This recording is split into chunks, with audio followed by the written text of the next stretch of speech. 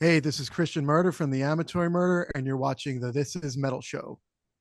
Welcome to the show, Christian. This is Metal Show, and we're glad to have you here. The Amatory Murder is kind of a really cool band. I think a lot of people are going to enjoy the new album you guys have coming out. I've listened to the entire album, and I found it to be a really aspiring type of thing, a little bit different on everything as far as what you have in there's layers and textures. So, you know, there seems to be a little bit of influence in your style of singing. You want to talk a little bit about that, about where you kind of developed that from? Sure, thanks. I think the first time I actually saw U2, the band U2, I remember Bono coming out and just running around the stage and having this really beautiful voice. His range was all over the place. And the way he was able to energize a crowd, it really, really influenced me. It really made me want to be a lead singer. So that's kind of like how I got started with that. And then it wasn't until I started listening to Nine Inch Nails that I started getting a little more influenced by how Trent Reznor would sing certain things more aggressively.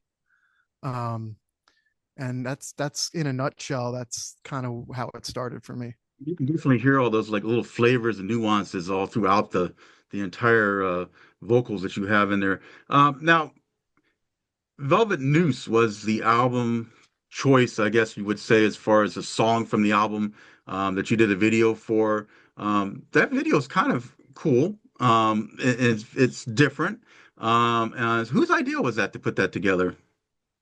That was actually me. I mean, it was, we all spitballed off each other, but it was my initial concept.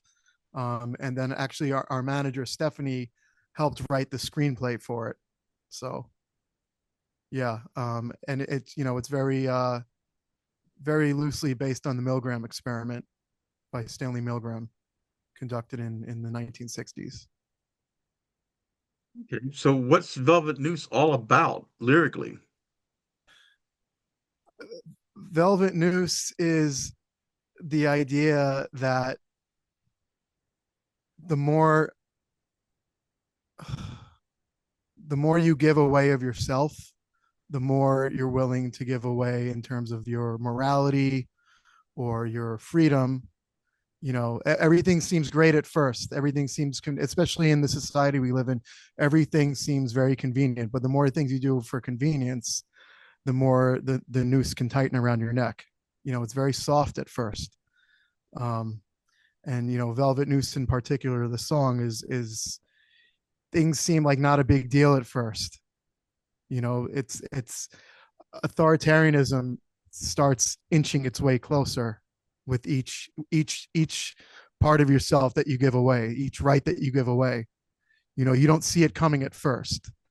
It's very soft. It's very, hey, no big deal. You don't really notice it until it's really wrapped around your neck, and sometimes then it's too late. Cool. Um, so how was this album actually written and put together? Was it kind of like lay the lyrics down and then, go and put the music to it, a little combination? Was it just one person? Was it a group effort? That type of thing. Definitely a group effort. I mean, I would say that I had the idea for a concept album, with a narrative, beginning to end.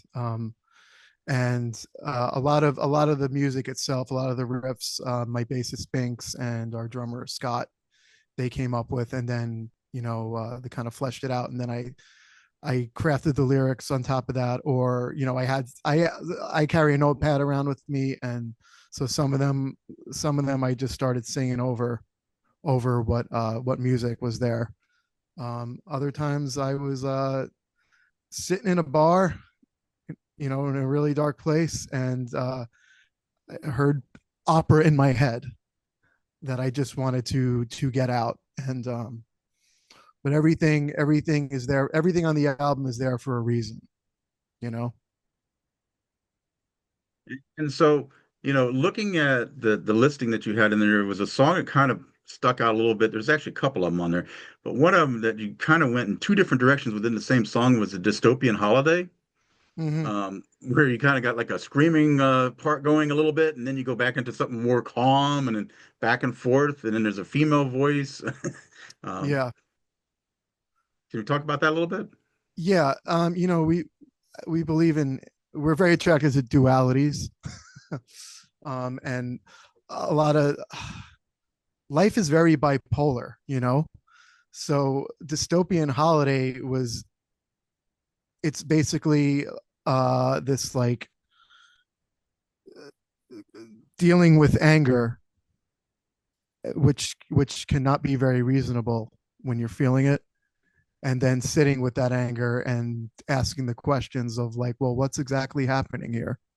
It's kind of this push and pull. um Dystopian holiday, I mean, I think we're living in such a crazy time. Everything is so timely. um where you a lot of people felt, I'd say the last couple of years, a lot of people have felt like, sorry, my cat just jumped on my lap. A lot of people have felt that their homes have been demolished. A lot of cities have felt like dystopias. And I think for us in New York City, it was hard for it's been hard to celebrate holidays here and there just because of what's going on outside. you know it's hard to act like things are normal when they're not, even if everyone else is acting like they're normal. you know and that's generally speaking. I'm not even singing about like a particular person or a specific government. I'm just singing about things the way they have been, for me at least, and from what we've been seeing. And it's funny. I think a lot of people resonate with that. We just played that song at a festival over the weekend, um, in where were we? West Virginia, and even they understood it. We just went through the hurricanes down here. I'm in Tampa, so I know you Oh, guys were down here geez. playing not long ago. Yeah. And yeah, we went through all those hurricanes, so yeah, people are still recovering from it. So the song is going to definitely resonate with a bunch of different people Yeah. because it wasn't just like isolated in one area. Everything kind of traveled when that happens. But I'm um, sorry you went through that. That's really rough. I know a lot of people. We were in North Carolina too, doing hurricane relief in last fall, and it's terrible. It's terrible, these catastrophes. But also there's a beauty to it too, because as I'm sure you saw, like, people really come together, and that's more beautiful than anything.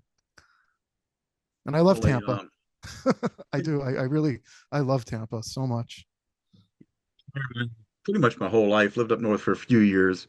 Getting back to the album, there was another song on there I kind of resonated with me a little bit, and that was Embrace. Mm. Um, because the way it starts off and then it kind of goes into like this real heavy riff. After you kind of get into the song, you're like, oh, okay, you're kind of going with it, and then all of a sudden, woo, there's something there, and it actually was really cool. It's not a Thank you. ballad, but you know what I'm saying. um yeah, that one. I mean, if when you make it to that point in the album, in the context of the album, it's really a love song, where the everything's falling apart around you. I'm very one of the influences in my songwriting in general is the book 1984 by George Orwell. Brave New World, Fahrenheit 51, all those books I feel in many ways are prophetical. Is that a word? Or there's some type of prophecy. um yeah, so that one is very based on feeling, again, isolated, but at least there's somebody there with you that is understanding what's going on. And they, no matter what they take from you, they can't take your minds, they can't take the love that you feel. um which also harkens back to, again, to 1984, the story of Winston and the woman that he's falling in love with. you know Although it doesn't end well for either of them, but Yeah. And there's been a lot of different movies over the years based off of that too. I mean, Equilibrium was one that resonated with me. yeah. And can I just say, you were the first person. The minute when I first saw that movie, I was like, this is kind of a continuation of 1984, and no one's saying that, no one's calling it that. That's a great film. Yeah. Really, really good film. Kind of up there with the original Blade Runner, if Hmm. you will. Hmm. Um, Yeah. so I know you guys have been doing a little bit of touring. Are there some more tours going on coming up in the near future, or? Yeah. So next week we're playing in the north. We're doing a show in New Jersey, Clifton, New Jersey, and then our hometown show is in Brooklyn, New York, for our record release show, June 28th, uh, which we're really excited about. We're playing our tour mates October Noir are going to be on both of those bills, and our friends Automaton and None Shall Remain. And then we are going to be hitting the road again. We didn't announce the dates yet, but we're going to be hitting the road in August again, and we're playing the Brewstock Festival in September, which we're really looking forward to. So we're keeping busy. It's been a very busy year for the Amatory Murder. It's a good thing. Yeah, Yeah, at least you get out there and get your message across and your music out there to everybody. And there's nothing like seeing something live because it's totally different, usually experience-wise, than what you hear on the album because that's so, production-based perfection. And then when you go out and you hear the rawness of the actual band play, it just you can't beat that, you know. yeah, and everyone's really awesome. We I love touring, and we love touring, and we've we've really we've really hit the pavement more recently, especially post pandemic. Um, and we've met a lot of really great people. We've hit the South a few times at this point. Everyone's so cool. That's the one thing that, like, I wish people could keep in mind, that everyone, no matter where you go, is really good and nice and loves music. Music really brings everyone together. It's, I hate coming back from tour because almost feel like the love fest is over, you know? Because yeah, the one thing that everybody can kind of relate to is music. They may not all agree on the same style of music, but there's always something that brings people together in there because it's like, oh, that makes reminds me of something, or oh, or they associate songs with something that happened in their lifetime. Yeah. And there's a number of those songs like that. Yeah, and it goes back to, like, when you were talking about our record. Like, it's it's it's it's a concept record. It has a narrative, but I also want people to take from it whatever it means to them, whatever stories they create for themselves. Like John Lennon used to say, the songs are whatever you want them to be. And I feel the same way. So I don't like to say, well, it's just about this. It's whatever your experience is. It's whatever your reality is, whatever your truth is. So, where can people get your album at? Do you know yet where it's going to be sold? So we're gonna be selling it on tour. We got some stuff pressed. If you're old school, we have a pre-save and pre-buy link on iTunes, Spotify. If you really want to give us all the money, we're going to be selling it on Bandcamp, which is run by artists. They treat us pretty good. They treat artists pretty good. So it'll be available to stream everywhere. But if you want to buy it, you can buy it from us or from Bandcamp.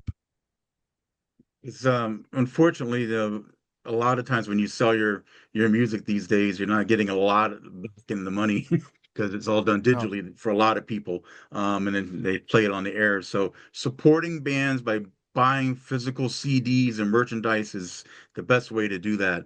I'm an old school guy. I like it. There's nothing like cracking open, smelling that paint, the ink, whatever Yeah. inside of it, and going through and looking at the artwork and all that stuff. It's really a cool process. So um, We got them so shrink wrapped too, so you really feel like you're you're opening a gift. And to piggyback on what you're saying, a lot of people don't know this. Spotify does not treat their artists well.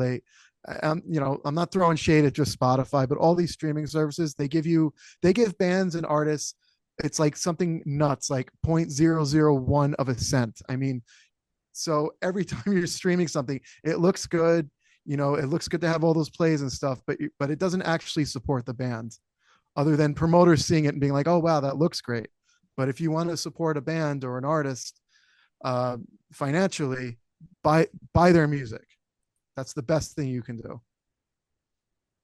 Music physically, or go to a show and Hmm. buy a ticket and get the merchandise, those types of things. Anything else you want to throw out there before we wrap up tonight? Yeah, we're really looking forward to releasing this album. It's June 23rd. It'll be everywhere. We're going to be releasing our second single with the music videos, Say Hey for Doomsday, on the same day. So we really, really believe. I speak for everyone in the bands. We really believe in this one, and we think you guys are going to love it. It's art. It's not just easily digestible. It's sit down and like go on a journey. This is a journey, you know. It's a story of redemption, and it's a reckoning, you know. So yeah, have fun. I don't think everybody's gonna be disappointed. There's something on the album for everybody. I want to thank you for being with us tonight, Christian. This is Metal Show. Get support from guys like you and your bands and all those types of things. So we really appreciate the time that you give us to do these types of shows for the fans. Thank you so much for having us, Lethal. It's like awesome. It was awesome talking to you. We'll be talking in the future, I'm sure. Yeah, I'll see I'll you. be I'll see seeing you you out when you there. come back to the Tampa area or something. All right, that'll be soon.